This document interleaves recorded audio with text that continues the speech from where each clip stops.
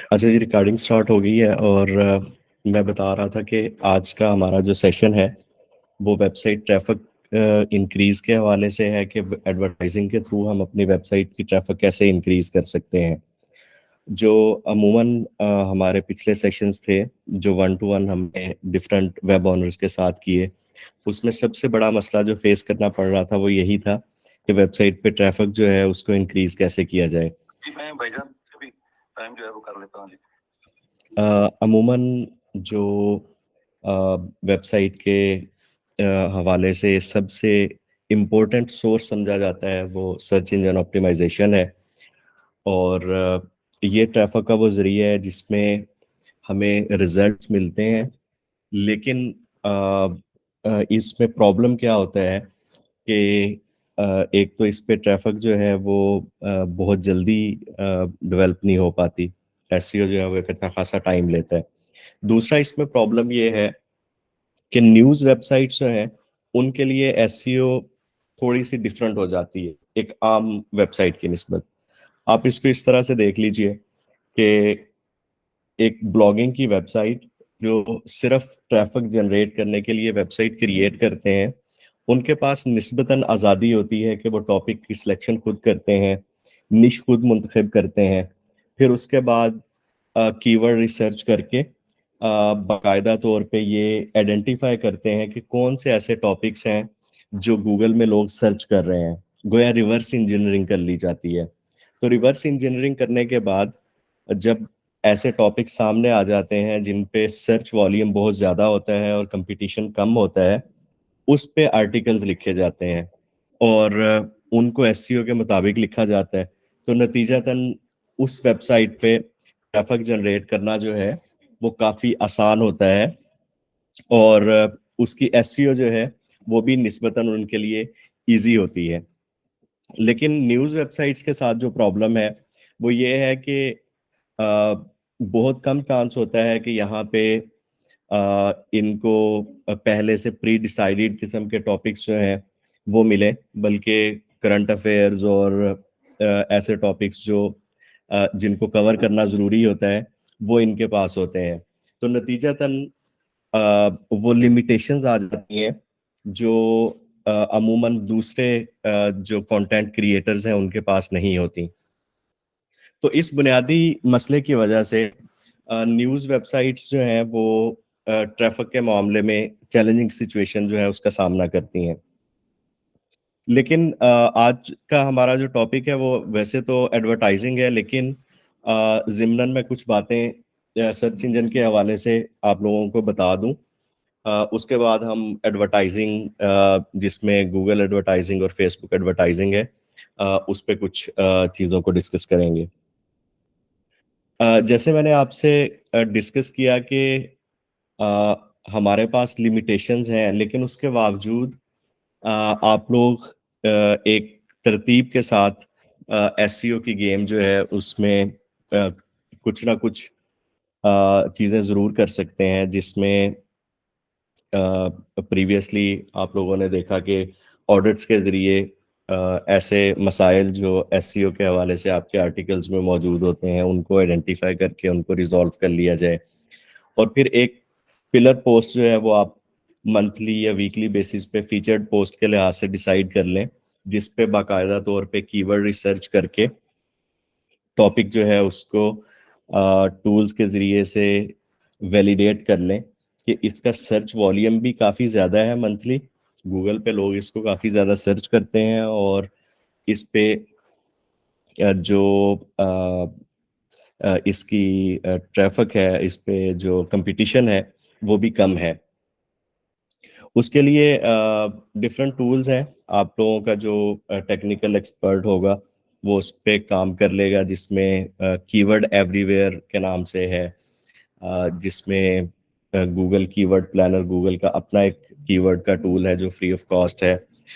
उससे आपको किसी हद तक हेल्प मिल जाती है। मैं स्क्रीन शेयर करके आपको इसका क्विकली ओवरव्यू जो है वो बता देता हूँ।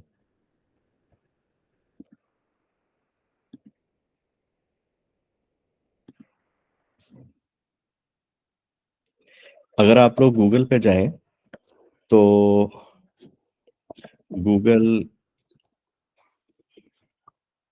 कीवर्ड प्लानर के नाम से ये टूल आपको यहाँ पे पहले ही सर्च रिजल्ट में अवेलेबल नज़र आएगा, और ये दूसरे पे भी है। आप यहाँ पे क्लिक करके इसको गो टू कीवर्ड प्लानर पे क्लिक कर दें। यहाँ से आप अपना जो अकाउंट है वो मुंतखब कर लेंगे, और उसके बाद आपके सामने कुछ इस तरह की विंडो जो है वो आ जाएगी, जिसमें डिस्कवर न्यू कीवर्ड्स पे आप क्लिक करके अपना सीड आइडिया जो है वो यहाँ पे मेंशन करेंगे। लेट्स से आप एक आर्टिकल लिखना चाह रहे हैं हाउ टू इंस्टॉल विंडोज पे,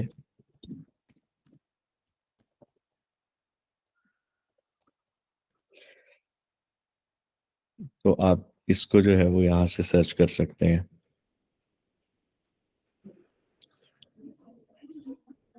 यहाँ पे आपको इसका एवरेज मंथली सर्चेस के ये आइडिया जो है इसको लोग कितना सर्च कर रहे हैं गूगल पे, और इसका कंपटीशन जो है वो नज़र आ रहा होता है। अगरचे ये टूल एडवर्टाइजिंग के लिए है, लेकिन आपको अपने आइडिया को वैलिडेट करने के लिए ये काफ़ी हद तक हेल्पफुल है कि आपको ये आइडिया हो जाता है कि जिस टॉपिक पे आप आर्टिकल लिखने जा रहे हैं वो टॉपिक जो है वो इस काबिल है, उसमें इतनी जान है कि इसको लोग सर्च कर रहे हैं और हमें भी ट्रैफिक मिलेगी।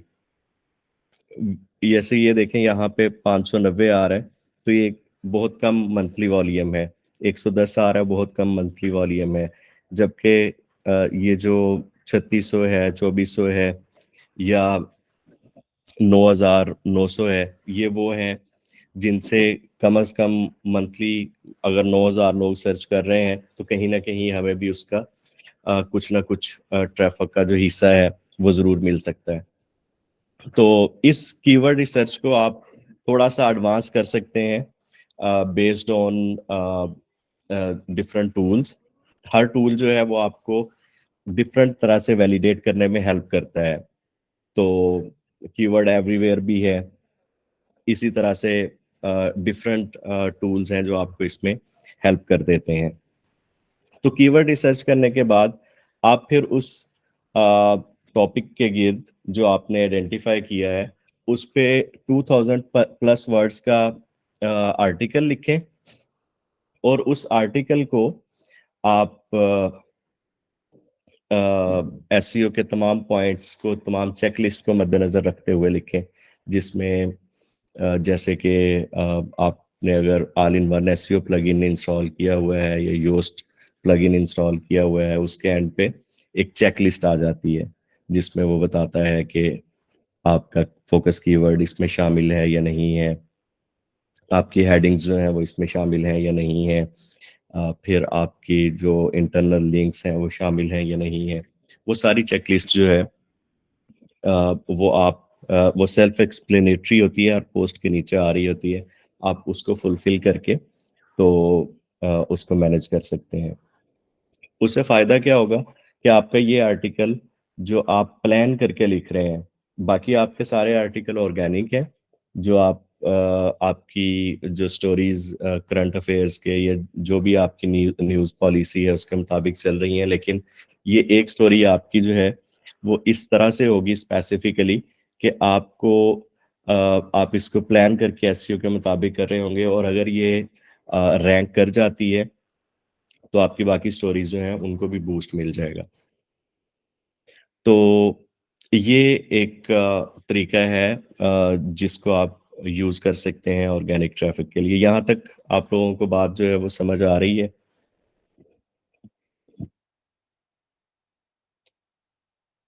जी ताहिर साहब, बिल्कुल। Thank you. जी जी आ रही है। Thank you so much. अच्छा, उसके बाद न्यूज़ वेबसाइट्स में जो हमने एक और मसला आइडेंटिफाई किया, ऑलमोस्ट सभी के साथ था, वो है कि आप लोगों की वेबसाइट्स जो है वो गूगल न्यूज़ में सबमिटेड नहीं है। जो गूगल न्यूज़ है वो गूगल का एक डेडिकेटेड पोर्टल है न्यूज़ के लिए। आप लोग गूगल सर्च में जाके देखते हैं तो आपको यहाँ पे देख लीजिए। गूगल सर्च में हम कुछ भी लिखें, कोई क्वेरी भी, तो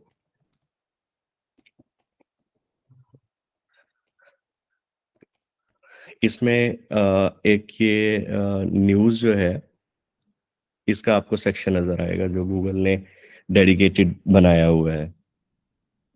इसके अंदर आपकी वेबसाइट जो है वो सबमिटेड नहीं होती मोस्टली। जो वेबसाइट्स के ऑनर्स हैं वो इस तरफ तवज्जो नहीं करते। ये एक बहुत ज़बरदस्त सोर्स है आपकी वेबसाइट पे ट्रैफिक जनरेट करने का, अगर आप अपनी वेबसाइट जो है इसमें सबमिट कर लेते हैं। इसका तरीकाकार बहुत आसान है।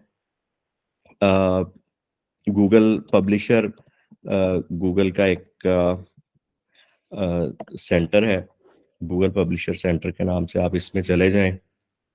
यहाँ पे जाके आप अपनी वेबसाइट जो है उसका यूआरएल यहाँ पे एंटर करेंगे और ये आपको एक प्रोसेस स्टेप बाय स्टेप करवाता जाएगा। जैसे पहले स्टेप में इसने कहा आपके अपनी वेबसाइट का यूआरएल दें, फिर उसके बाद ये आपसे कुछ मजीद इंफॉर्मेशन मांगेगा और वो करते करते ये आपकी वेबसाइट जो है उसको सबमिट कर लेगा। सबमिशन के बाद कुछ दिनों में आपको इसका रिजल्ट आ जाएगा कि आपकी वेबसाइट जो है वो गूगल न्यूज़ के अंदर सबमिट होगी हुई है। ये प्रोसेस जो है वो मैं कंप्लीट स्टेप बाय स्टेप यहाँ पे नहीं बता रहा, आप लोग इसको देख लीजिएगा और कहीं पे अगर किसी को मसला है तो मुझे बता दीजिएगा, हम उसको अलग से देख लेंगे। लेकिन ये काफ़ी इजी प्रोसेस है, जस्ट वेबसाइट को सबमिट करना है। तो आई होप कि आप लोग इसको जो है वो इजीली कवर कर लेंगे।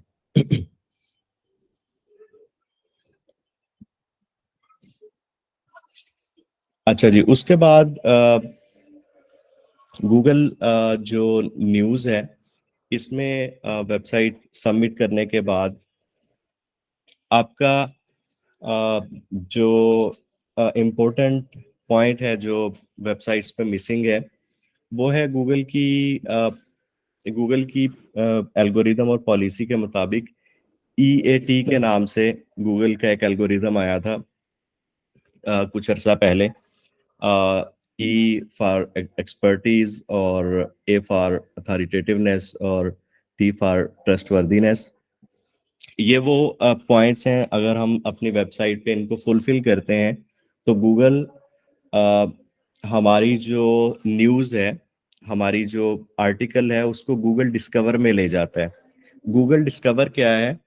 आप लोग अमूमन देखें कि जब हम अपना मोबाइल ओपन करते हैं, मोबाइल में आप डायरेक्टली ओपन करें गूगल क्रोम जो है, जैसे ही गूगल क्रोम ओपन करेंगे तो आपको कुछ स्टोरीज वहां पे सजेस्टेड में नजर आएंगी। ये काम आप अभी भी करके देख सकते हैं। गूगल क्रोम अपना खोलेंगे ना मोबाइल पे, एंड्रॉयड पे, तो उसमें बगैर कुछ सर्च किए जैसे ही आपका ब्राउजर सामने आएगा ना तो उसमें कुछ सजेस्टेड स्टोरीज लिखी हुई नजर आ रही होती हैं और ऊपर डिस्कवर भी लिखा होता है। अच्छा, ये जो स्टोरीज आ रही होती हैं ये बेसिकली गूगल यूजर को उसके इंटरेस्ट के मुताबिक शो कर रहा है और यहाँ पे वो किन स्टोरीज को लेके आ रहा है जो EAT पे पूरा उतर रही हैं, जिसमें आप आथर बॉक्स जो है वो अपने हर आर्टिकल के एंड पे शामिल करें। जैसे मैं आपको एग्जांपल जो है वो दिखा देता हूँ। ibcurdu.com अगर आप खोलते हैं, आर्टिकल को ओपन किया, अब ये जो नीचे आथर बॉक्स आ रहा है ये टीम IBC उर्दू आ रहा है। होना ये चाहिए कि ये जो आथर हैं इन्हीं का बॉक्स हो और इनका थोड़ा सा बायो नोट, इनके सोशल नेटवर्क्स जो हैं उनके लिंक्स इसमें आ रहे हों। उससे क्या फ़ायदा होगा कि गूगल जो है उसमें आपका जो पहला पॉइंट है वो गूगल कंसीडर कर लेगा कि आप लोगों का जो ऑथर्स हैं वो एक्सपर्ट्स हैं और हर ऑथर का बायो नोट और हर ऑथर की सोशल प्रोफाइलिंग जो है वो मौजूद है। इसी तरह से अथॉरिटेटिवनेस के लिए गूगल न्यूज़ का मैंने अभी आप लोगों को बता दिया, वो ऐड कर लें। ट्रस्टवर्दीनेस के लिए आप लोगों के जो पेजेस हैं उसमें about us, contact us pages जो हैं वो मिसिंग होते हैं, कॉन्टैक्ट डिटेल्स मिसिंग होती हैं। ये बहुत ज़रूरी है गूगल के लिए कि गूगल अगर देखता है कि एक वेबसाइट जिसका फिजिकल एड्रेस नहीं है, जिस पे फ़ोन नंबर नहीं है, तो वो ये समझता है कि ये वेबसाइट शायद ट्रस्टवर्दी नहीं है।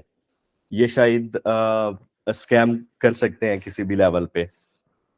तो अपना अबाउट अस का पेज जिसमें तफसील के साथ अपने स्टार्टअप के बारे में, अपनी वेबसाइट के बारे में लिखिए और कॉन्टैक्ट अस पेज में कॉन्टैक्ट फॉर्म बना दें साथ में।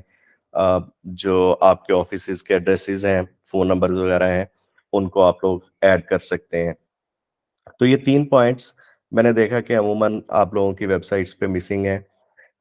इनको लाज़मी कंसीडर करें ताकि गूगल डिस्कवर और गूगल न्यूज़ जो है उसके अंदर आपकी वेबसाइट शो होना शुरू हो और आपको ट्रैफ़िक जो है वो मिल सके। अच्छा, ये जो तरीके अभी हमने डिस्कस किए, ये ऑर्गेनिक वेज़ हैं जिन पे आपको जस्ट अपनी वेबसाइट पे इन चीज़ों को सेट कर लेना है और सेट करने से आपको एक ट्रैफ़िक का जो शेयर है वो ज़रूर मिलता है। लेकिन ये लॉन्ग टर्म रिज़ल्ट्स होते हैं। ऐसा नहीं होगा कि आज ही आप सेटिंग करेंगे और आज ही आपको ट्रैफ़िक मिलना शुरू हो जाएगी। आज आप अपनी वेबसाइट को जो है वो गूगल न्यूज़ में सबमिट करेंगे और कल आपको बल्क में ट्रैफ़िक मिल जाएगी, ऐसा नहीं है। ये टाइम टेकिंग प्रोसेस है, थोड़ा टाइम लेता है और फिर कहीं जाके आपकी जो वेबसाइट है वो रैंक होना शुरू होती है और रैंकिंग में फिर कहीं आपको ट्रैफ़िक मिलना शुरू होती है। लेकिन कहीं न कहीं हमें इन ऑर्गेनिक और लॉन्ग टर्म रिज़ल्ट्स के साथ रैपिड रिज़ल्ट्स भी चाहिए होते हैं, जहाँ पे एडवर्टाइज़िंग जो है, वो हमें हेल्प आउट करती है। कि हम जो एड्स हैं, उनके थ्रू अपनी वेबसाइट जो है उस पे ट्रैफ़िक बिल्ड करें, अपनी स्टोरीज़ जो हैं उन पे ट्रैफ़िक इंक्रीज़ करें, जिसमें फेसबुक एड्स हैं और गूगल एड्स हैं। फेसबुक एड्स ये निस्बतन चीपर है, लेकिन गूगल एड्स जो हैं, इनका ये मसला है कि ये एक्सपेंसिव है एज़ कंपेयर टू फेसबुक। और इसी तरह से अगर हम टिकटॉक एड्स की बात करते हैं तो टिकटॉक एड्स इवन चीपर हैं फेसबुक एड से भी। लेकिन इसमें जो प्रोसेस है ऑलमोस्ट वो तीनों का सिमिलर है। सिमिलर कैसे है कि हम लोग क्या करते हैं कि बूस्ट पोस्ट पे क्लिक करके पोस्ट को बूस्ट ऑटो बूस्ट कर देते हैं और बाज़ औक़ात उसके रिज़ल्ट्स बहुत अच्छे निकल आते हैं। बाज़ औक़ात उस ऐड के रिज़ल्ट्स जो हैं वो बहुत ज़्यादा एक्सपेंसिव पड़ते हैं और हमें मतलूबा ट्रैफ़िक जो है वो मिल नहीं पाती। तो इस बुनियादी मसले की जो वजह है वो ये है कि हम एडवर्टाइज़िंग को बाकायदा तौर पे समझ के नहीं कर रहे होते। तो मैं सबसे पहले आप लोगों को फेसबुक का जो प्रोसेस है वो बताता हूँ, फिर उसके बाद हम इसी प्रोसेस को जो है वो गूगल पे देख लेंगे।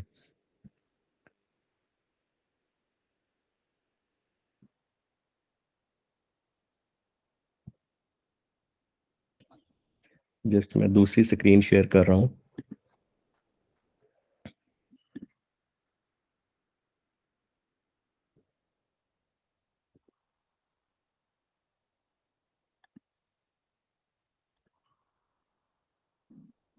अच्छा, आप लोग फेसबुक के बिज़नेस स्वीट के बारे में जानते हैं?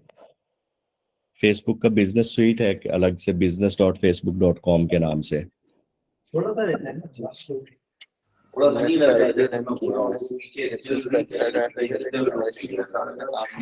सर, इसके बारे में जानते नहीं हैं, बता दो जरा। सही। मैं तो अगर यही आप कहता हूँ, मैं तो यार अगर वो इतना ही बुरा लग रहा है क्योंकि वो इस इससे तो माइक ज्यादा को होता है। अरे बिल्कुल ही थैंक बात यू। है।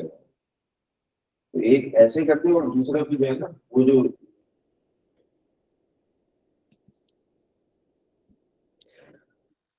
अच्छा जी, business.facebook.com फेसबुक का एक स्पेसिफिक टूल है जो बिजनेसेस के लिए बनाया गया है, जिसके अंदर आपकी जो पर्सनल फेसबुक है अ, उसका कोई ताल्लुक नहीं है। जस्ट इस हद तक ताल्लुक है कि लॉगिन के लिए आपको इधर आना पड़ेगा।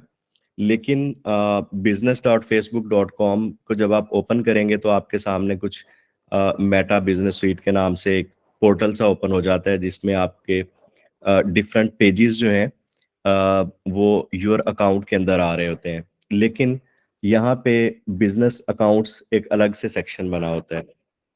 तो पहली अप्रोच तो ये होनी चाहिए कि आप 3 बिजनेस अकाउंट्स जो है वो क्रिएट कर सकते हैं, एक फेसबुक अकाउंट से या एक फेसबुक बिजनेस सुइट से। क्रिएट बिजनेस अकाउंट पे आप जाके यहाँ पे लेट्स से अगर ये आईबीसी का पेज है तो आप आईबीसी उर्दू लिख लेते हैं और अपना फर्स्ट नेम लास्ट नेम और ईमेल लिख के आप क्रिएट कर लेंगे। क्रिएट करने के बाद ये कुछ इस तरह से आपका बिजनेस अकाउंट जो है वो सामने नजर आ जाएगा। अब हर बिजनेस अकाउंट जो है उसके अंदर बिजनेस एसेट्स जो हैं वो डिफरेंट है। लाइक फेसबुक पेज है तो वो एक डिफरेंट बिजनेस एसेट है, इंस्टाग्राम पेज है तो वो अलग बिजनेस एसेट है, व्हाट्सएप है तो वो अलग बिजनेस एसेट है। और अगर आप सेटिंग्स पे क्लिक करते हैं यहाँ पे यहाँ सेटिंग्स पे मैंने क्लिक किया और सेटिंग्स पे क्लिक करने से आपको जो है कुछ इस तरह का पेज जो है वो नजर आ जाएगा। ये क्या करता है, यहाँ से एक तो आप एक्सेस इजीली मैनेज कर सकते हैं अपने डिफरेंट टीम मेंबर्स की। लेट्स से एक एडवर्टाइजर है जिसको आपने कहना है कि वो आपकी फेसबुक पे एड्स चलाए, तो आप अपना फेसबुक के पर्सनल यूजर नेम पासवर्ड उसको देने की बजाय आप उसकी एक्सेस जो है वो यहाँ पे ऐड कर सकते हैं इनवाइट पीपल के नाम से। दूसरा, आपका जो बिजनेस एसेट्स हैं जो अभी मैंने आपको बताया जिसमें पेजेस हैं, उन पेजेस को आप यहाँ पे ऐड कर सकते हैं ऐड पेजेस पे क्लिक करके। इसी तरह से आपके जो इंस्टाग्राम अकाउंट्स हैं, व्हाट्सएप अकाउंट्स हैं, उनको आप यहाँ से एक ही पोर्टल के अंदर कनेक्ट कर देते हैं ताकि आपकी जो ऑडियंस है वो भी यहाँ पे कलेक्टेड रहेगी। और दूसरा आपको जो फायदा होगा वो ये होगा कि आप अगर किसी को एक्सेस देना चाह रहे हैं वो इजी होगी। थर्ड, आपकी एडवर्टाइजिंग जो है उसके लिए आपको यहाँ से आसानी से जो है वो मैनेज करना मुमकिन होगा। इसी तरह से यहाँ पे ऐड अकाउंट में आप आ जाएं तो एक ऐड अकाउंट जो है डेडिकेटेड वो मौजूद होता है। आप इस पे क्लिक करके ओपन इन एड्स मैनेजर पे चले जाते हैं। अब ये फेसबुक का एक अलग से एड मैनेजर है। जब भी आप बूस्ट पे क्लिक करते हैं, बूस्ट पोस्ट पे, तो बूस्ट पोस्ट पे क्लिक करने के बाद वो आपको बेसिकली बैकएंड पे यहीं पे उसने एडवर्टाइजिंग रन की होती है। आप इस पोर्टल को समझने के लिए अगर आप कैंपेन्स पे जाते हैं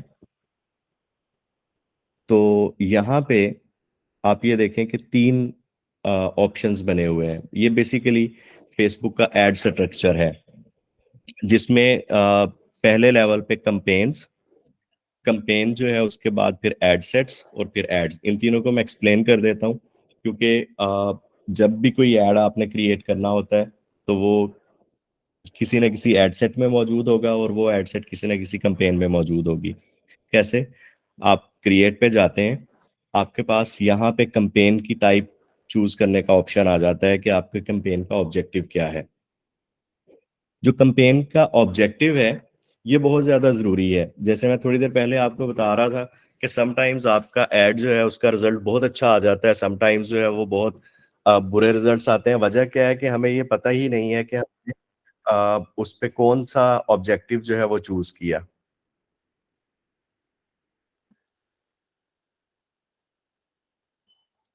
अच्छा जी, जिसमें पहला है अवेयरनेस।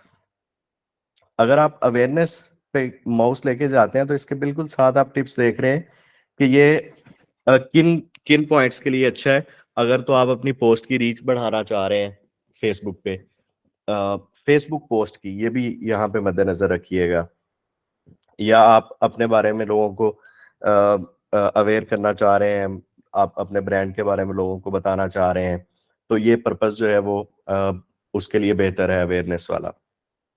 दूसरा है ट्रैफिक, जो हमारे वेबसाइट पे ट्रैफिक जनरेट करने के लिए ये बेस्ट एक ऑप्शन है, जिसमें आपको लिंक क्लिक्स और आपको लैंडिंग पेज के व्यूज जो हैं वो मिलते हैं, या आप मैसेंजर व्हाट्सएप वगैरह पे मैसेजेस ले सकते हैं। न्यूज़ वेबसाइट्स की सेंस में सबसे रेलिवेंट ऑब्जेक्टिव जो है वो ट्रैफिक का है, और ट्रैफिक के अंदर आप लिंक क्लिक्स जो है उसको प्राइमरीली लेके चलते हैं।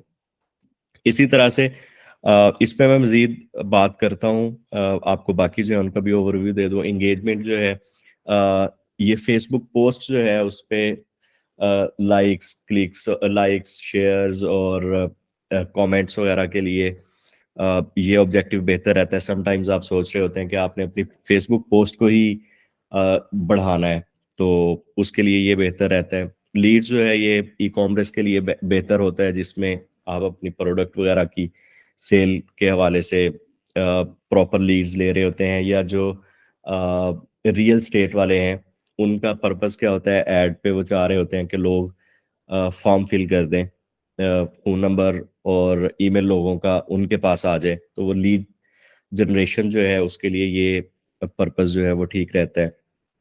बाकी इसी तरह से ऐप प्रमोशन या लोकल आपका जो स्टोर है उस पे ट्रैफिक बिल्ड करने के लिए कुछ इस तरह की ये ऑब्जेक्टिव्स हैं। लेकिन न्यूज़ वेबसाइट के लिए सबसे जो मौजू है वो है ट्रैफिक। ट्रैफिक में जो हम आगे चल के देखेंगे वो है लिंक्स क्लिक।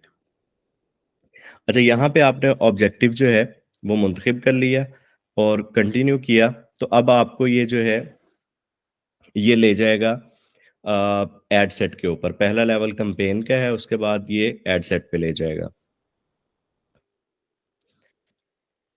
यहाँ पे आप देख रहे हैं ये नेम है आपकी कैंपेन का, ये सेकंड लेवल जो है ये एड सेट है, ये थर्ड लेवल जो है ऐड है। अब कैंपेन लेवल पे आपने जो ऑब्जेक्टिव है वो मुंतखब कर लिया। मुंतखब करने के बाद आप नेक्स्ट लेवल पे आ जाएं।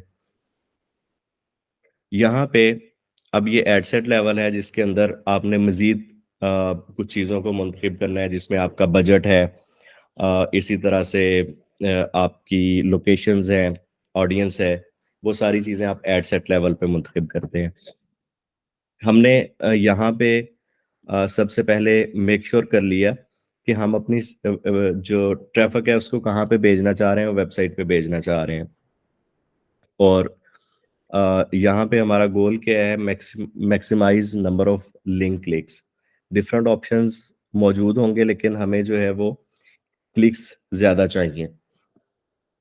उसके बाद यहाँ पे आप अपनी कॉस्ट जो है उसको कंट्रोल कर सकते हैं। ये थोड़ा सा एक्सपर्ट लेवल पे हो जाता है जब आप काफ़ी ज़्यादा एडवर्टाइजिंग कर चुके होते हैं, तो तब आपको एक लेवल पे आइडिया हो जाता है कि मेरा जो रिजल्ट है वो ₹1 से ऊपर नहीं जाना चाहिए। तो आप यहाँ पे वो लिमिट लगा सकते हैं, लेकिन स्टार्टिंग में जब आप एडवर्टाइजिंग कर रहे हैं तो आप इसको इग्नोर कर सकते हैं, ये ऑप्शनल है। उसके बाद आप यहाँ पे अपना बजट जो है वो 2 तरह से मुंतखब कर सकते हैं, या डेली या लाइफ टाइम।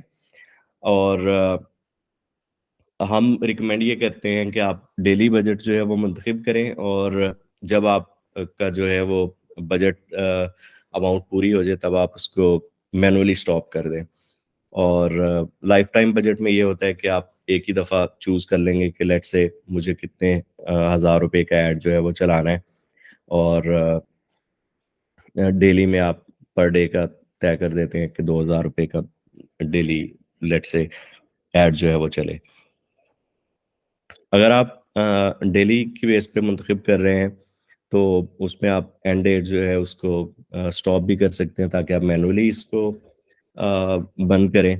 और अगर आपको इस कैंपेन का इस तरह से आइडिया है कि आप इसको जिस तरह से डिज़ाइन कर रहे हैं, एक ख़ास डेडलाइन है, उसके बाद ये ख़त्म हो जाएगी, तो फिर आप एंड डेट भी रख सकते हैं। एंड डेट हम इसलिए चूज़ नहीं करवाते यूजुअली कि जो फेसबुक का एल्गोरिदम है उसको हम फ्रीली चलने दें, और वो जैसे जैसे डेली चलता जाता है तो उसकी परफॉर्मेंस जो है वो इस तरह से बढ़ती जाती है कि वो रिजल्ट्स जो अच्छे मिल रहे होते हैं उसकी बेस पे फिर उस तरह की मजीद रिजल्ट्स देख रहा होता है।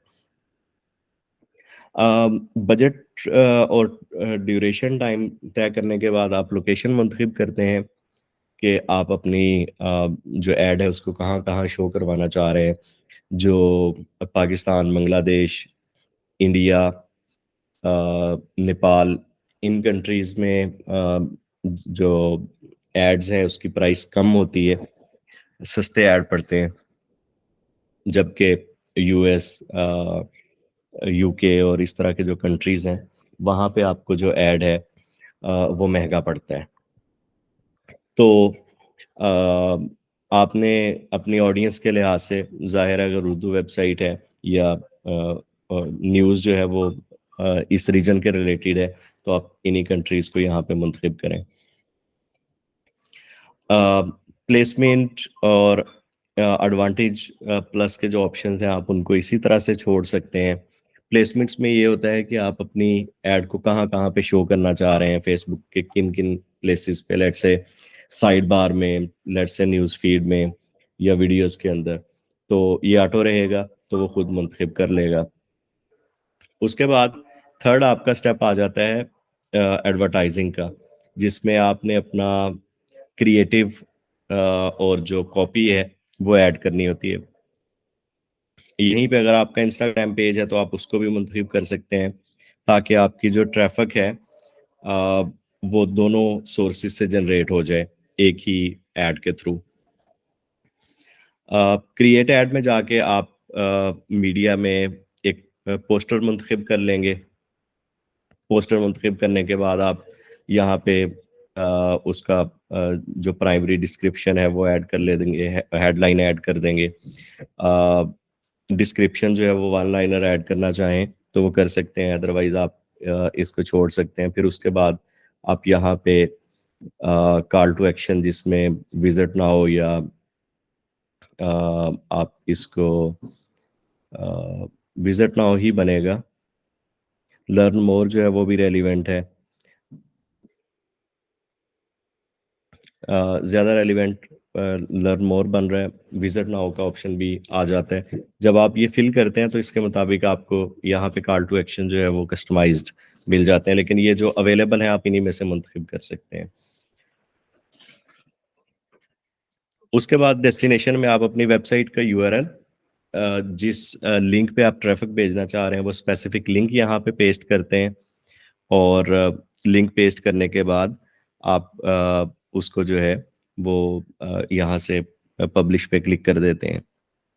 यहाँ पे आप एक ऑप्शन देख रहे हैं ट्रैकिंग का, वेबसाइट इवेंट्स के नाम से एक ऑप्शन आपको यहाँ पे नज़र आ रहा है। ये बड़ा फेसबुक का अमेजिंग फीचर है जिसको आप बेसिकली यूज़ कर सकते हैं अपनी सारी मार्केटिंग स्ट्रैटेजी जो है उसको रीटारगेट करने के लिए। रीटारगेट से क्या मुराद है, लेट्स से आपने अपनी वेबसाइट पे ये इवेंट सेटअप कर दिया, इसको फेसबुक पिक्सल बोलते हैं। पिक्सल फेसबुक का एक ट्रैकिंग का निज़ाम है जिसको आप अपनी वेबसाइट के अंदर इंस्टॉल कर देते हैं, और फेसबुक क्या करता है कि वो आपकी वेबसाइट पे जितने विजिटर्स आ रहे हैं उनकी लॉगिंग करता रहता है कि लेट्स से मैंने अपनी आईडी जो है मेरी फेसबुक की आईडी इस ब्राउज़र में लॉगिन है और मैंने ibcurdu.com खोला, तो अब उसने ये इवेंट रिकॉर्ड कर लिया कि ताहिर ने facebook.com ibcurdu.com को विजिट किया है। उसके बाद मैंने एक स्टोरी पे 10 मिनट लेट से लगाए, तो वो उसको टाइम के साथ नोट कर लेता है कि इस स्टोरी को इसने 10 मिनट तक पढ़ा। अब करते करते वो क्या करता है कि वो आपकी इस सारी इवेंट्स को लॉग करता रहता है अपने पास, और फेसबुक में ये ऑडियंस महफूज होती जाती है। आप इसको क्या कर सकते हैं, रीटारगेट कर सकते हैं।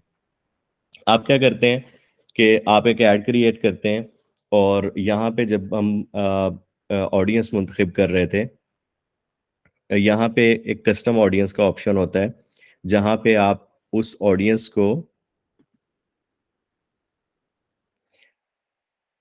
मुंतखब कर सकते हैं। यहाँ पे सर्च एग्जिस्टिंग ऑडियंस पे आप क्लिक करते हैं, तो आप यहाँ पे उस ऑडियंस को चूज कर सकेंगे जो ऑडियंस आपने आपकी वेबसाइट से कलेक्ट हुई है। लेट्स से आप कहते हैं कि आपकी एक स्टोरी जो है उस पे बहुत अच्छी परफॉर्मेंस रही और लोगों ने उसको बड़ा पसंद किया। अब उसकी एक सीक्वल स्टोरी आप लोग ऐड कर रहे हैं, तो आप ये कर सकते हैं कि आप उस सारी स्टोरी की जो ऑडियंस है उसको ही ऐड शो कर सकते हैं, ताकि आपको मज़ीद टारगेटेड किस्म के रिजल्ट्स मिलें। अगर उन लोगों ने पहले उस स्टोरी में इंटरेस्ट लिया था, तो ज़्यादा चांसेस हैं कि वही लोग जो हैं वो जो नेक्स्ट स्टोरी है या नेक्स्ट पार्ट है उस स्टोरी का, उसमें भी इंटरेस्ट लेंगे। तो आपकी जो एडवर्टाइजिंग कॉस्ट है वो काफ़ी हद तक कम भी रहेगी और सेटल हो जाएगी। तो ये रीटारगेटिंग जो है वो आप कर सकते हैं इस तरह से ऑडियंसेस की बेस पे, और ये आपका जो है ये मौजूद होता है बिजनेस स्वीट के अंदर। अगर आप मोर टूल्स पे चले जाएं यहाँ पे, तो यहाँ पे आपको इवेंट के नाम से एक इवेंट मैनेजर के नाम से ये इस तरह से टूल मिलेगा। इसके अंदर जो फेसबुक पिक्सल है उसको आप सेटअप कर सकते हैं। सेटअप करने से क्या होगा कि आपकी वेबसाइट का सारा डाटा इधर स्टोर होता जाएगा, फिर आप फ्यूचर में उसको रिटारगेट कर सकते हैं मुख्तलिफ एडवर्टाइजिंग में। जिस तरह से यहाँ पे आप वेब मुंतखब कर लेंगे और इसको कनेक्ट पे क्लिक करेंगे, तो अब आप इसको नाम दे देंगे इस पिक्सल को, लेट्स से IBC हमने नाम दे दिया। जब क्रिएट आप करेंगे तो ये आपको कुछ कोड्स देगा, वो कोड्स आपने अपनी वेबसाइट पे लगाने हैं। थोड़ा सा टेक्निकल काम है, आपका जो डेवलपर है वो इजीली इसको कर सकता है। और उसके बाद आपकी वो ये सारी जो ऑडियंस है वो यहाँ पे इस तरह से कलेक्ट होती जाएगी इस इवेंट के अंदर, जिसको फेसबुक पिक्सल बोलते हैं। तो एडवर्टाइजिंग में ये एक ऐसा हिडन टूल है फेसबुक का रिटारगेटिंग वाला, कि जिससे आप बहुत ज़्यादा फ़ायदा उठा सकते हैं। एक एग्जांपल आपको बताता हूँ। लेट्स से आप फेसबुक पेज पे एक वीडियो लगाते हैं। अब आपने वो वीडियो लगा के उस वीडियो को बूस्ट दे दिया। वीडियो व्यूज़ के लिए जो है वो फेसबुक पे बहुत आसानी से या बहुत सस्ते व्यूज़ मिल जाते हैं। तो अब आप वीडियो व्यूज़ पे पहली ऐड चला देंगे इसी एड मैनेजर में जाके। उसके बाद आप क्या करेंगे कि लेट्स से 15 दिन आपने उस पे 1 मिलियन व्यूज़ इकट्ठे कर लिए वीडियो पे। अब आप ऑडियंस कलेक्शन जो है वो इस टूल के थ्रू करेंगे। कैसे? आपके पास यहाँ पे सॉरी ऑडियंसेस में अगर हम जाएं, मैं आपको यहाँ से एक क्विक सा उसका डेमो बता देता हूँ। जैसे ये इनसाइट्स हैं, हम वापस जाते हैं ऑल टूल्स पे।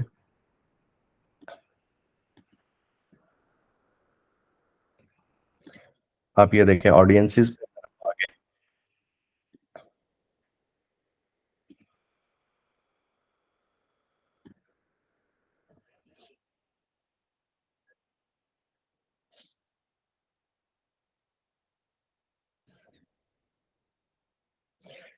क्रिएट कस्टम ऑडियंस पे हमने यहाँ पे सोर्स मुंतखब कर लिया। सोर्स हमने कौन सा मुंतखब करना है? जो अभी मैं यूज़ केस आपको बता रहा हूँ उस सेंस में हम ये चाह रहे हैं कि मेटा सोर्स में जो हमने वीडियो अपलोड की थी, उस वेबसाइट उस वीडियो की जो ऑडियंस कलेक्ट हुई, लेट्स से 1 मिलियन लोगों ने उस वीडियो को देखा, लेकिन उन 1 मिलियन में से 50,000 लोग वो थे जिन्होंने 90% उस वीडियो को देखा। अब हम चाहते हैं कि जिन लोगों ने 90% देखा उनको ऐड शो हो, तो हम यहाँ से मेटा सोर्स वीडियो चूज कर लेंगे। और उसके बाद यहाँ पे हम फ्रीक्वेंसी मुंतखब करेंगे। वो लोग जिन्होंने एटलीस्ट 3 सेकंड तक वीडियो को देखा, जिन्होंने एटलीस्ट 95% तक इस वीडियो को देखा, ये मुंतखब कर लिया। यहाँ से चूज़ वीडियोस में से हम वीडियो मुंतखब कर लेंगे कि कौन सी वीडियो जो है वो हम चलाना चाह रहे हैं, जिस पे व्यूज़ लेना चाह रहे हैं। वो वीडियो मुंतखब करके उसका रिटेंशन पीरियड कि कितने दिनों की ट्रैफिक जो है वो हमें चाहिए। लेट्स से 1 महीने की है, 2 महीने की है, वो आप यहाँ पे डेज़ मुंतखब कर लेते हैं और ऑडियंस को एक नाम दे देते हैं। क्रिएट ऑडियंस पे क्लिक करके अब इसको यहाँ पे जाके आप ऑडियंस के अंदर यहाँ पे सर्च करेंगे और इसको सिलेक्ट कर लेंगे। तो अब क्या होगा कि आपने जो एक वायरल वीडियो पे ऑडियंस को कलेक्ट किया, आपको तो नहीं नज़र आ रहा कि कितने लोगों ने इस वीडियो को देखा, कितने परसेंट तक देखा, लेकिन फेसबुक ने आपके लिए जो काम किया हुआ था, आप उसका फ़ायदा उठा के आप उसकी बेस पे लोगों को अपनी नेक्स्ट स्टोरी या अपना नेक्स्ट ऐड जो है वो शो कर सकते हैं। इसका फ़ायदा ये होगा कि रेलेवेंट लोगों को ऐड दिखेगा और मोस्ट प्रोबेबली जिन लोगों ने 90% या 95% आपकी वीडियो देखी, तो वो इंटरेस्टेड थे। वो उनका इंटरेस्ट आपकी इस वीडियो में बना हुआ था, तो वो मोस्ट प्रोबेबली उस स्टोरी को जो आप उनको शो करना चाह रहे हैं उसमें भी उनका इंटरेस्ट होगा, तो वो उसको देखेंगे। तो ये रीटारगेटिंग या रीमार्केटिंग का एक असूल है जो एडवर्टाइजिंग में यूज़ होता है और इंटरनेशनल मार्केट के अंदर इसको बहुत ज़्यादा यूज़ किया जाता है डिफरेंट वेज से। लेट्स से समटाइम्स लोग ये करते हैं कि एक स्टोरी बना लेते हैं, उस स्टोरी पे इसी तरह से पहले ऑडियंस को कलेक्ट करते हैं डिफरेंट वेज से, और जब कलेक्ट हो जाती है तो फिर उस पे एडवर्टाइजिंग रन करके अपनी वेबसाइट पे मज़ीद ट्रैफिक जनरेट करते हैं। तो ये है जी फेसबुक एडवर्टाइजिंग, जिसके थ्रू आप अपनी जो स्टोरीज़ हैं उनको बूस्ट कर सकते हैं, इंक्रीज़ कर सकते हैं। यहाँ तक सारी जो चीज़ें हैं वो क्लियर हैं आप लोगों को? किसी का कोई क्वेश्चन या कोई क्यूरी यहाँ तक है?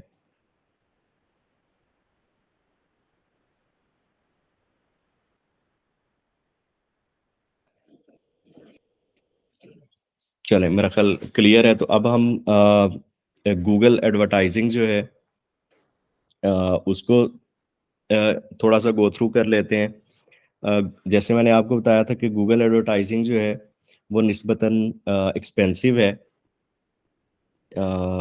फेसबुक की निस्बत। फेसबुक पे रिज़ल्ट्स जो हैं वो सस्ते पड़ जाते हैं। आप कम से कम ऐड जो है वो $1 का चला सकते हैं इस पे गूगल फेसबुक पे, और जो आपका ज़्यादा से ज़्यादा ऐड है, वो आप अपनी मर्ज़ी से बजट मुंतखब कर सकते हैं। तो इसका ये मतलब हुआ कि अगर आप अपनी एक स्टोरी जो है, उसपे 500-600 रुपए का ऐड चलाते हैं, तो वो आपको किसी न किसी हद तक ट्रैफ़िक जो है, वो देना शुरू कर देता है। अगर आप उसको वाइज़ली स्टोरी को भी मुंतखब करके उसका जो थंबनेल है, वो अच्छा मुंतखब करके फिर प्रॉपर तरीके से ऐड को चलाते हैं, बजाय जस्ट बूस्ट पोस्ट पे क्लिक करने से, तो फिर आपको उस पे डेफ़िनेटली थोड़े पैसों में बहुत अच्छे रिज़ल्ट्स जो हैं वो मिल जाते हैं।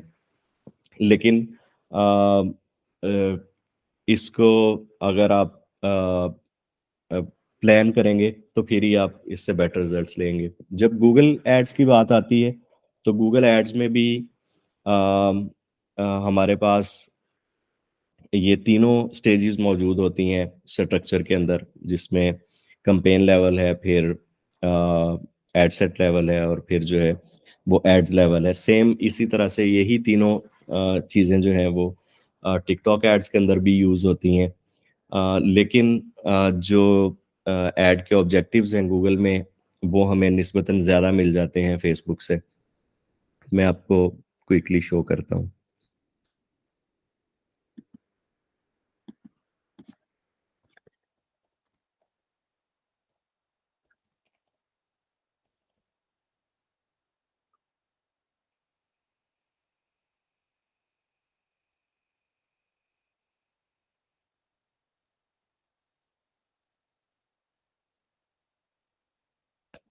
गूगल एड्स आप गूगल पे जाके लिखेंगे तो आपके सामने गूगल एड्स का एक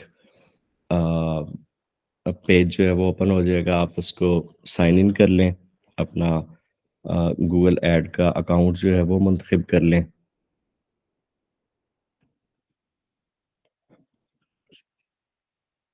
उसके बाद अगर आप यहाँ पे क्रिएट पे देखते हैं तो क्रिएट कैंपेन में ऑप्शन आ जाता है जिसमें आपके पास डिफरेंट ऑब्जेक्टिव्स अवेलेबल हैं। Sales, lead, website traffic, app promotion, reach audience and consideration, local visitors, promotion, create campaign without goals, guidance. आप अगर यहाँ पे क्लिक करते हैं तो आपके पास वो सारे गोल्स आ जाएंगे जो अवेलेबल हैं गूगल एड्स में। और अगर आप सिंपली वेबसाइट ट्रैफिक चूज कर लेते हैं जिसमें आप जस्ट अपनी वेबसाइट पे ट्रैफिक जनरेट करने के लिए जाना चाह रहे हैं तो ये एक शॉर्टकट वे है। उसके बाद आप जो है वो कंटिन्यू पे क्लिक करते हैं। अब यहाँ पे आपके पास कैंपेन की डिफरेंट टाइप्स आ जाती हैं जिसमें सर्च है, परफॉर्मेंस मैक्स है, डिस्प्ले है, शॉपिंग है, वीडियो है और डिमांड जेन है। सर्च में आप लोग अगर देखें गूगल में अगर हम जाते हैं और गूगल में कोई भी क्यूरी लिखें तो आपने देखा होगा ऊपर एक एडवर्टाइजिंग लिखा हुआ नज़र आ रहा होता है। थोड़ी देर पहले भी हम देख रहे थे। मैं आपको अभी दूसरी टैब में दोबारा ओपन करके दिखा देता हूँ।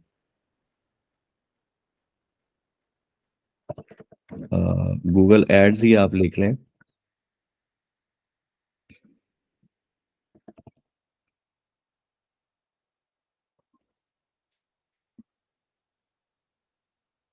अगर आप गूगल एड्स लिखते हैं तो आप ये देखें कि जो स्पॉन्सर्ड लिखा हुआ है ये वाला जो है वो ऐड है, तो ये सर्च ऐड कहलाता है जिसके अंदर गूगल पे जब लोग अपनी क्यूरी लिखते हैं तो उस क्यूरी के अगेंस्ट उनको जो एडवर्टाइजिंग टॉप पे नज़र आती है वो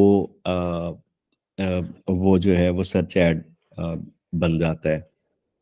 इसी तरह से डिस्प्ले एड्स आप लोग अपनी वेबसाइट्स पे डिफरेंट जो बैनर्स देख रहे होते हैं वो डिस्प्ले एड्स हैं।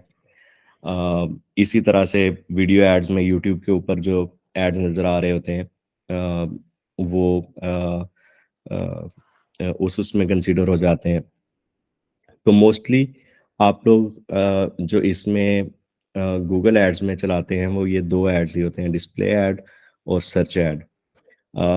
सर्च ऐड में भी ज़्यादा फ़ायदा तब होता है अगर आपकी कीवर्ड रिसर्च पे ग्रिप है, आपको ये पता है कि लोग किन क्यूरीज को सर्च कर रहे हैं, तो फिर तो आप सर्च ऐड चलाएंगे तो आपको उससे फ़ायदा होगा। अदरवाइज आपकी अमाउंट स्पेंड होगी लेकिन कोई ख़ास इम्पैक्ट नहीं होगा। डिस्प्ले ऐड से अलबत्ता ये फ़ायदा है कि आप बैनर लगा देंगे, जिस तरह से फेसबुक पे हमने देखा कि कोई भी बैनर लगा के जो है वो इसको चलाया जा सकता है। तो आप बैनर के साथ यहाँ पे वेबसाइट का आपने एड्रेस लिख दिया, फिर उसके बाद आप कंटिन्यू करेंगे तो सेम प्रोसेस, लोकेशन आपने मुंतखब कर ली, लैंग्वेज मुंतखब कर ली और बजट आपने मुंतखब कर लिया और उसके बाद आपने अपना बैनर लगाया और आपका वेब जो ऐड है वो चल पड़ेगा। तो ये जो प्रोसेस है वो गूगल ऐड का प्रोसेस है जो कि सिमिलर है फेसबुक ऐड के साथ। इसी तरह से जो टिकटॉक का ऐड है उसका डेफिनेटली फॉर्मेट जो है वो वर्टिकल और मोबाइल डायरेक्शन में होता है। थोड़ा सा आप उसको वीडियो के अंदर लेके जाते हैं लेकिन प्रोसेस जो है वो इसी तरह से सेम है कि उसके अंदर भी पहले कैंपेन आएगा, कैंपेन में आप वेबसाइट ट्रैफिक चूज़ करेंगे और फिर उसके बाद आप अपनी लोकेशन चूज़ करेंगे, अपनी ऑडियंस चूज़ करेंगे और बजट मुंतखब करेंगे। उसके बाद आप अपना जो है वो ऐड की जो कॉपी है और क्रिएटिव है वो अपलोड करेंगे और सबमिट कर देंगे, आपका ऐड जो है सबमिट हो जाएगा। यहाँ तक सबको क्लैरिटी है, किसी का कोई क्वेश्चन है तो वो पूछ लें। मेरी थोड़ी सी तबीयत भी आज ख़राब थी, काफ़ी दिनों से बल्कि ख़राब थी, तो अगर सेशन में आप लोगों को सही तरीके से डिलीवर नहीं कर पाया तो उसके लिए माज़रत। लेकिन अभी हम आधा घंटा जो है वो क्वेश्चन आंसर्स लेंगे और आप लोगों की जो क्यूरीज हैं उनको देखते हैं।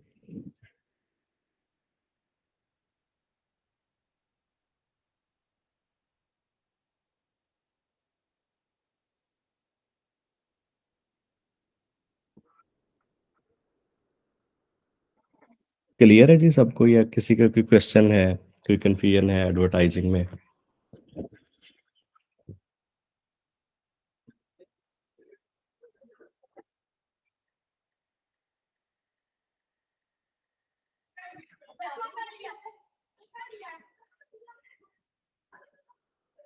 मैं बोलूँ कुछ? अभी सब खामोश हैं तो मैं बोल लेती हूँ। जी जी।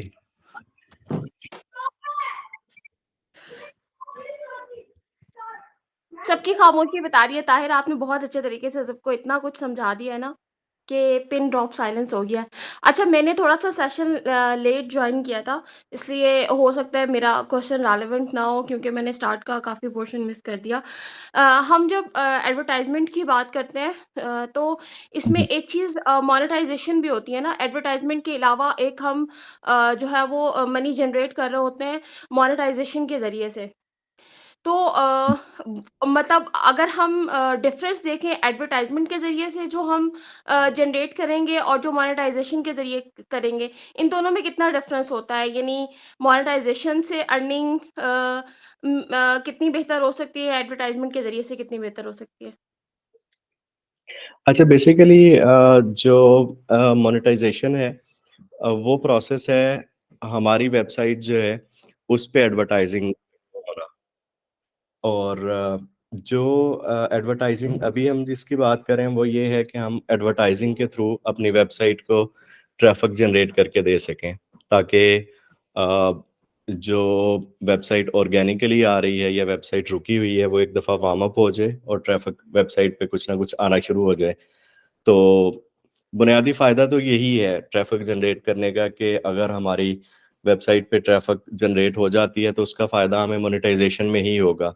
उसका फ़ायदा ये होगा कि जो हमारी वेबसाइट पे फिर एड्स डिस्प्ले हो रहे होंगे, उसका शेयर जो है वो हमें मिल रहा होगा। तो लेकिन ये दोनों चीज़ें जो हैं अ, वो अपने प्रोसेस में डिफरेंट हैं। लाइक मोनेटाइजेशन से हम अर्निंग कर रहे होंगे और एडवर्टाइजिंग के थ्रू हम अपनी वेबसाइट पे ट्रैफिक जनरेट कर रहे होंगे। अच्छा ताहिर, इसी से रिलेटेड एक और क्वेश्चन ये है कि जब हम अपनी वेबसाइट या चैनल्स को ऑर्गेनिक ट्रैफिक देना चाह रहे होते हैं तो हम उसमें इंटरनल और एक्सटर्नल लिंक्स को यूज़ कर रहे होते हैं। लाइक हम अपनी वेबसाइट का लिंक किसी भी और जगह पे भी प्लेस कर रहे होते हैं जहाँ हमें लग रहा होता है कि यहाँ से ट्रैफिक, इस जगह पे ट्रैफिक बेहतर जनरेट हो रही है। तो ये कितना जो है वो ऑथेंटिक वे होता है वेबसाइट के लिए ट्रैफिक लेकर आने का? हाँ जी, बेसिकली जो इंटरनल लिंक्स हैं और एक्सटर्नल लिंक्स हैं, वो गूगल उनको बहुत ज़्यादा इनकरेज करता है। गूगल ये कहता है कि आपका आर्टिकल अगर बहुत अच्छा आर्टिकल है, तो वो डेफ़िनेटली एक्सटर्नल दूसरी वेबसाइट्स जो हैं, उनको भी एक्नॉलेज कर रहा होगा, उनके रेफरेंसेस भी दे रहा होगा। तो लेकिन उसमें मद्देनज़र ये रखना चाहिए कि जो आपका एक्सटर्नल लिंक है, जिस वेबसाइट का लिंक आप यूज़ करने जा रहे हैं, उसका अपनी अथॉरिटी अच्छी हो। अथॉरिटी से ये मुराद है कि वो वेबसाइट डी रैंक ना हुई हुई हो, या गूगल की पॉलिसीज़ में कहीं वो स्पैम ना हुई हुई हो। अगर वो गूगल में ठीक परफ़ॉर्म कर रही है, तो वो दोनों वेबसाइट्स को, जिसको आप एक्सटर्नल लिंक दे रहे हैं, उसको भी एक फ़ायदा होगा, एक वोट मिल जाएगा गूगल की तरफ से। और आपकी वेबसाइट को भी डेफ़िनेटली जो है वो रैंकिंग में एक इम्पैक्ट जो है वो देगा कि आप अपनी वेबसाइट को जो है वो अच्छी वेबसाइट्स की तरफ रेफ़र कर रहे हैं अपने विज़िटर्स को। तो वो उसका एक इम्पैक्ट जो है वो रैंकिंग में बहुत अच्छा जाता है। इंटरनल लिंक का भी, जो आपके अपनी वेबसाइट के आर्टिकल्स को लिंक कर रहे होते हैं अपनी वेबसाइट से, और एक्सटर्नल लिंक्स का भी, जो आप दूसरों की वेबसाइट्स को लिंक कर रहे होते हैं अपनी वेबसाइट के साथ या अपने आर्टिकल के साथ। Thank you. वेलकम जी। जी, और किसी का कोई क्वेश्चन है? बेसिकली आज हमारा जो टॉपिक था वो ये था कि ऑर्गेनिक वेज़ जो हैं वो काफ़ी लेंथी वेज़ होते हैं और टाइम ले जाते हैं। तो क्विक वे जो ट्रैफ़िक जनरेट करने का है वो एडवर्टाइज़िंग हो सकता है, जिसमें कुछ पैसे लगा के वेबसाइट पे जो है वो ट्रैफ़िक को जनरेट किया जाता है। तो उसके हमने वेज़ में देखा कि गूगल एडवर्टाइज़िंग है और फ़ेसबुक एडवर्टाइज़िंग है। फ़ेसबुक एडवर्टाइज़िंग में हमने इस बात को समझने की कोशिश की कि जो फ़ेसबुक का बिज़नेस स्वीट है, उसको यूज़ किया जाए।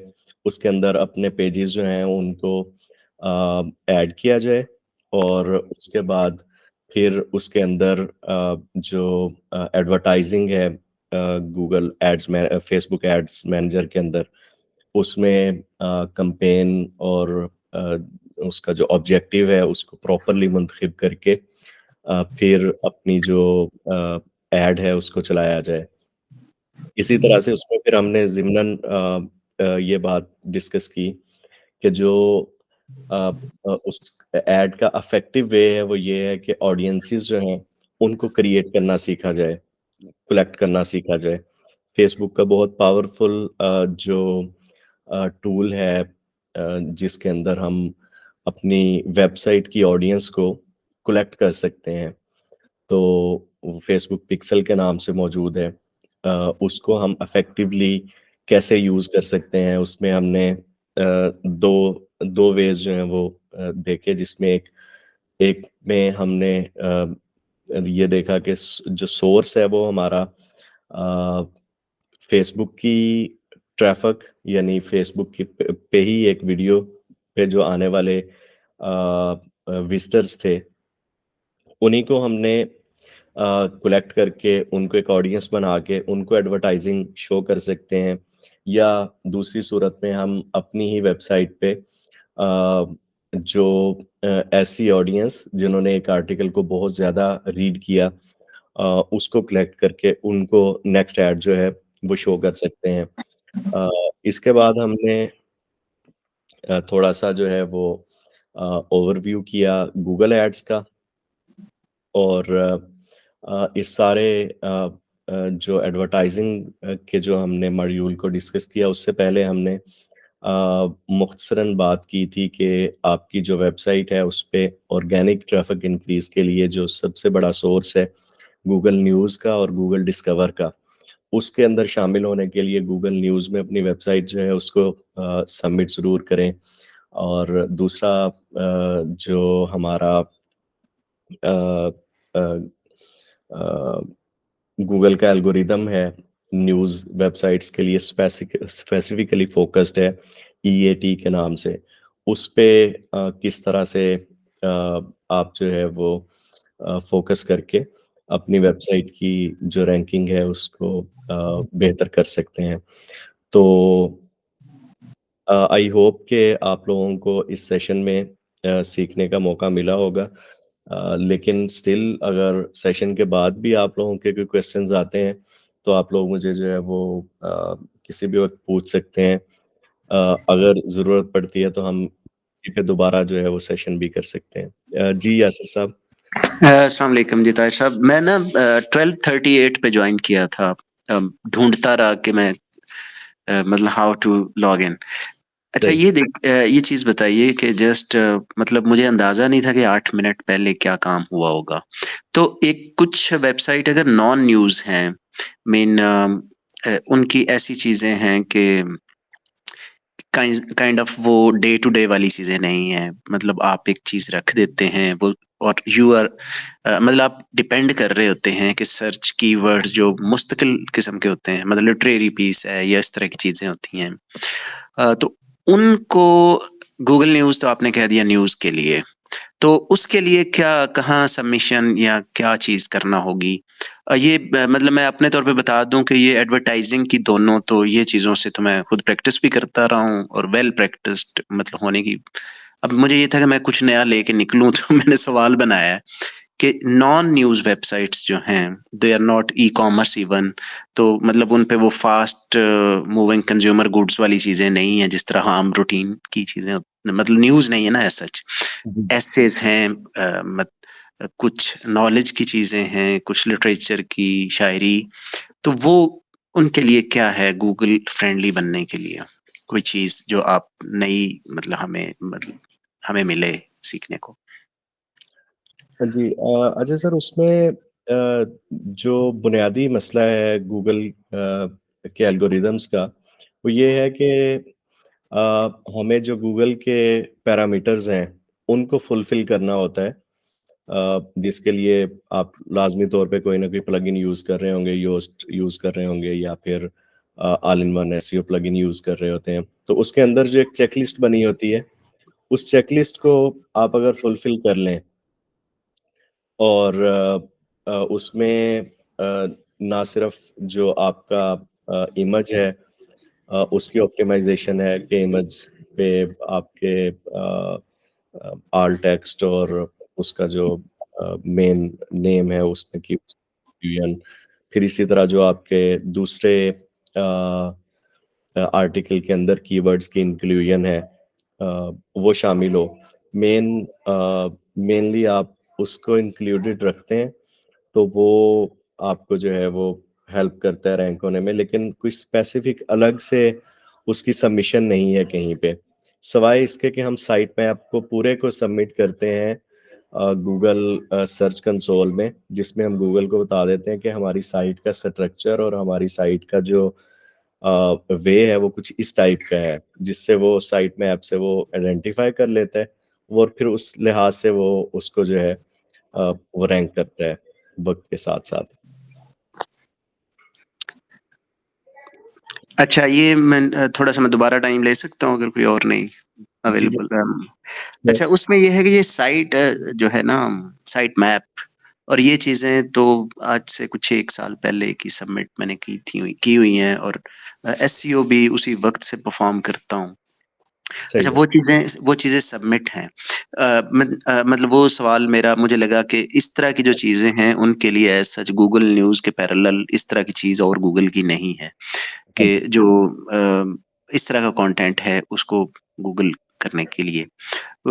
सो अच्छा, इसमें फिर आप क्या सजेस्ट करते हैं जो साइट मैप किया हुआ है, साइट मैप के अंदर कोई टैग्स ऐसे रखे जाएँ या ऐसे वो वर्ड्स ही चूज़ किए जाएँ कि जो मतलब उनके बारे सजेस्ट कर सकते हैं कि साइट मैप के जो वर्ड्स हैं, अ, जो टाइटल्स हैं, टैग्स हैं, उनमें कोई एडिट ऐसा किया जाए कि जो फ्रेंडली हो जाए गूगल?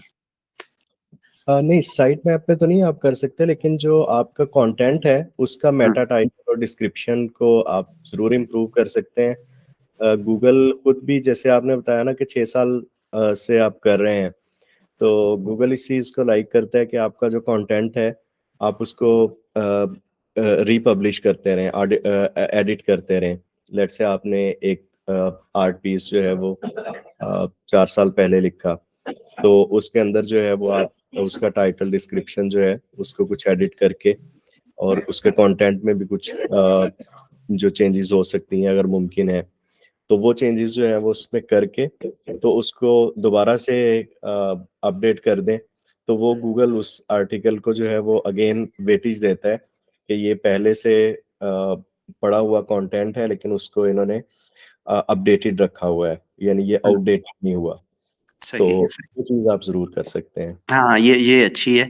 बाकी टैग्स वैग्स वाले तो सारे मामलात थे। ये this is a good reminder कि पुरानी जो चीज़ें पड़ी हुई हैं, वो ज़रा टाइम तो अभी भी वो रेलेवेंट हैं। तो जी, उन्हें जस्ट ना प्रूफिंग ही एक बार दोबारा कर दी। एग्ज़ैक्टली। एक बार थोड़ा-सा हेडिंग्स मतलब फ़ॉन्ट चेंज कर लिया, मोटा कर लिया, ठीक हो गया, दैट्स ग्रेट। जी, शारम, आप पूछना चाह रहे हैं? ऑर्गेनिक के लिए आप क्या बताएंगे, क्योंकि ये तो एक तरीके से कोई है करना ही बेटर, इसके बारे में पता था, लेकिन अभी ना ऑर्गेनिक आप की तरफ आपकी आवाज़ मुझे सही क्लियर नहीं आ रही। आप थोड़ा-सा लाउडली से बोलेंगे? आ रही है, अब आ रही है। आवाज से पहले भी आ रही है लेकिन क्लियर नहीं है। अच्छा जी, अब बात करें दोबारा। जी, आ रही सही है ना? जी जी। तो ये आपने कोई वेज तो बताए थे, लेकिन आप ये ऑर्गेनिक वेज के हवाले से क्या कहेंगे? क्योंकि ना और हमें इस बारे में तो पता था कि हम अभी ये एडसेट से हम अपना रिटर्न करवा सकते हैं, बेटिंग कर सकते हैं, लेकिन हम जो है ना ऑर्गेनिक वे की तरफ जाना चाह रहे ठीक है, ऑर्गेनिक में जो आपका एसईओ का प्रोसेस है, जिसे मैंने आप मेरे ख्याल सेशन के स्टार्ट में थे, हैं। तो जी जो वेबसाइट में दो तरह के प्रोसेसेस होते हैं, जिसमें एक तो ये है कि आप टोटली एसईओ फोकस्ड है, आप आर्टिकल भी वही लिख रहे हैं जो जो लोगों की सर्चेस पे बेस्ड हैं।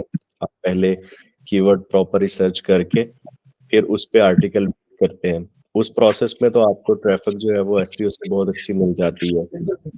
और अगर आप दूसरे उसमें जाते हैं कि पहले आर्टिकल लिख लेते हैं और फिर उसको एसईओ में रैंक करना है, तो उसमें एक हद तक जो है वो लिमिटेशंस आ जाती हैं। वो ये है कि आपको जो है वो फिर उसी जो आपने आर्टिकल मुंतखब किया हुआ है उसी कीवर्ड के गिर्द ही फोकस्ड रहना पड़ेगा। अब उसको आप ज़्यादा से ज़्यादा एसईओ फ्रेंडली कर सकते हैं। उसके लिए आप एसईओ की एक चेकलिस्ट बना लें, जो आपका एसईओ प्लगइन है वो भी उसमें चेकलिस्ट दे देता है। तो उस चेकलिस्ट को आप पूरा करके तो अ, वो करते रहें, कंटेंट रेगुलरली प्लानर के साथ अपडेट करते रहें, तो वो सर्च इंजन्स में जो है वो रैंक होना शुरू हो जाता है। लेकिन उसका जो प्रीवियस आपका कंटेंट है, उसका जो है वो ऑर्डर करके आप उसमें देख लेंगे कहाँ पे मसाइल हैं, उनको एसईओ के जो मसाइल उन उन मसाइल को आप फुलफिल कर लें, तो वो भी आपकी रैंकिंग में बहुत ज़्यादा जो है ना वो हेल्पफुल होंगे इम्प्रूव करने में। Thank you. सही। जी, और किसी का कोई क्वेश्चन है आज के सेशन के मुतालिक?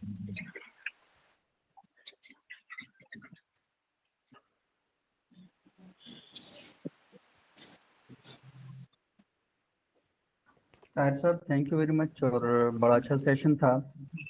लेकिन मेरा ख्याल ये है कि जो आप वीडियो इसको हमें प्रोवाइड करेंगे तो बाकी दोस्तों को भी फ़ायदा होगा, और हम जैसे जो नॉन टेक्निकल लोग हैं वो एक दफ़ा दोबारा सुनेंगे। अब तो उम्र भी उसमें दाखिल हो गए हैं कि एक बार चीज़ें सुनने से समझ में नहीं आती, तो एक दो बार सुनेंगे तो फिर मुझे लगता है कि मेरे और यासिर चट्टा साहब जैसे लोग सही तरह बात को समझेंगे। जी, सही। चट्टा साहब को वैसे मैंने साथ शामिल किया है, ज़ारे इख्तियारी के तौर पर वो कर नहीं रहे थे, तो बाकी कोई इशू वाली बात नहीं है।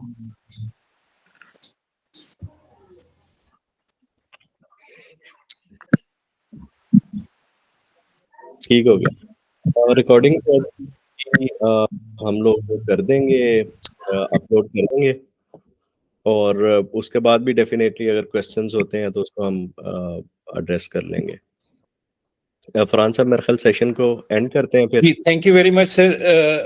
ताहिर साहब बहुत अच्छा सेशन था, सबने सारा जो आपने समझाया काफ़ी अच्छी तरह समझ आ गया। जिस तरह से बुक सब कह रहे हैं, कुछ दोस्तों को दोबारा शायद सुनने में मज़ीद क्लैरिटी आ जाए। थैंक यू आपका, सारे दोस्तों का बहुत शुक्रिया। ताहिर साहब इसका